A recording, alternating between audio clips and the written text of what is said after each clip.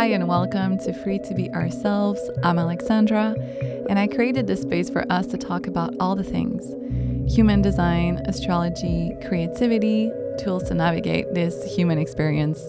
Thank you so much for being here, and I hope you enjoy this. Hi, welcome to the Free to Be Ourselves podcast. Today we are December 9th as I'm recording this, and I figured I would just basically show up and press record on my phone, my computer, with Ableton. I think it's just so fun to kind of like take the time to check out the volume levels and just prep for that. I don't know, I just feel the excitement within me. So I figured it must be a sign that I'm doing exactly what I'm supposed to do here. So I wanted to talk about dreams because that is something that came up for me very often. In the past week, I would say, I kind of put all the dots together when I had this conversation with someone, and I started getting very fiery in the way that I described the importance of nurturing our dreams. And it suddenly just made so much sense because I truly believe that everything is interconnected. Everything we do, every single detail that we may think is very superficial is in fact very important. And that's something I'm trying to kind of integrate more into my life. Just having more respect for all the things that may not be fun that we do daily, like cleaning the dishes or throwing out the trash. All these things are actually, in a way, sacred. And so going back to my point with the dreams, what I realized is that everything I have done in my life so far was an attempt to anchor my dreams into physical reality. And I think it's something that, as a collective, we do not support and encourage enough, in my opinion, especially through the system, the schooling system that we have. I live in Canada, in Montreal, and what I experienced as a kid was, in many ways, very traumatic, but also stifling for my creativity and my energy as an artist and someone who just wanted to explore and learn and be extra stimulated intellectually. And so last week, when I had this conversation with this person, I realized how important it is for us all to value our dreams, the dreams that visit us in any context. It can be at night, it can be during the day. You just have this idea and this like big fantasy, and it seems so dreamlike and impossible. And like why do you even have this thought? You know, it's like I believe, at least for my experience, we second guess ourselves so easily, and we kind of discredit these ideas as if they were just like stupid thoughts, as if it's just too childlike to have these kind of dreams. And it can be anything. I can share one of mine, and I would really invite you to maybe ask yourself, like, what's the most silly or the silliest thing you can think of? And you'd be like scared or maybe kind of ashamed in a way that people would find out that you have this dream that you're holding within your heart.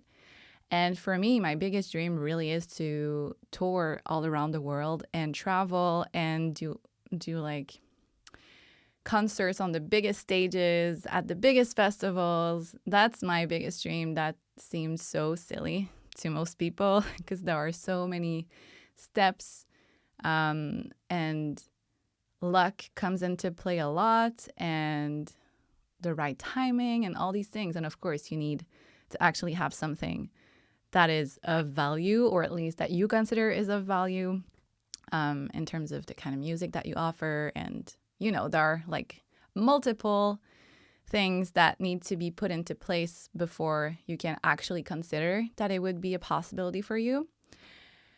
And so during this conversation that I had with this person, like I said, I was so intensely convinced that it was important to encourage kids and teenagers to dream, because that's what I said. And when I heard myself saying this, I was like, okay, that's intense. But I was like, if someone had told me that the dreams that I have were actually possible and that they were valid and that it was a good thing for me to hold on to them, I would not have been as depressed as I have been in my 20s. And as a teenager, I was so desperate to just put myself out of the environment I was growing up in. Because I come from I was born in Montreal, but I grew up kind of in a very small, very, very small town. That's kind of like a village, actually. And I was so bored, so bored. And most of my years as a teenager, I was just praying for the day that I could escape this, that I could move back to Montreal and create my own life and just be free. And I had, again, all these dreams, and most people would just tell me that it was just too big for me. Those dreams were too big for me. And it really made me feel so sad. It's like, what is the whole point of this if I don't get to experience what I want to experience? This thought came to me. I mean, it's something that I was thinking about, I would say, very often, not only as a teenager, but also as a kid, because my father passed when I was 7 years old. And I think that very early experience around death and cancer, because he passed from a very rare cancer, which has to do with the nervous system. I'm not even sure what the actual name of the cancer would be, because, it's hard to tell when you have these informations from like different people. And my father lived in Peru, so it's like my family from Peru, they told me a version of things, and my mom told me a version of things, and so nobody will ever actually know, I think. Anyway, my point is, as a child already, at 7 years old, I had this big wake-up call. I honestly think at this point, I'm 31 years old now, and I think that experience was my first spiritual awakening. And it was very hard because as a child, you have no resources. All you have is your parents. In my case, it was my mom. And of course, my grandma, my aunt, so many people in my family. But you don't have any internal resources to cope with what's happening. It's just so overwhelming. It's hard. It's hard to understand, especially. And so what I'm trying to say here is that if only as a society, as a collective, every one of us were more supportive of other people's dreams, and that we really took every single chance that we get to cheer people on and actually tell them, hey, it's so cool that you have this dream. You get to experience it. There's a reason why you have this dream. And just hold on to that and keep taking action in the ways that you think are the most aligned and congruent with what you're trying to achieve and build. And one day you'll see, soon enough, it will become a reality. But I think there's a huge element of faith in that. And it's so hard to keep the faith when everything around you just either tells you that it's impossible or you're just receiving obstacles constantly. It is very, very tricky. And I have experienced tons of obstacles in my life, especially during my, I would say, second spiritual awakening when I was 26 years old. 24 is when it really started. in 2017. And so that big crunch of time between 24 and 30 was full of obstacles. And it really taught me how to cultivate a deep sense of trust and faith within myself. And as time goes on, I really believe that we all have our own perspective on what this higher power could be. Like, is it actually a higher power? Is it us? There are so many interpretations, and I feel like I will just keep shedding more layers around that, because for a very long time I thought it was something like God was this force that would kind of make me pay for my sins in a way. Because as a lot of people, I grew up in this very religious environment.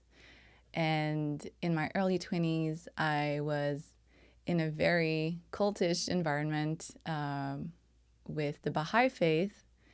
And so at 26, I freed myself from all of this. So it really taught me a lot about putting your own power and your resourcefulness, I would say, and just your power into somebody else's hands. And I think it's time that all of us, we actually reclaim our own power, and we realize how impactful every single action we take every single day, how impactful it is. And so that's what I wanted to share today with you. It's been intense for a second episode. But hey, welcome to my universe, free to be ourselves. I think it's time that all of us, we reclaim our power, we reclaim who we want to be, because there are many, many versions of us that exist in many different timelines. At least that's my belief.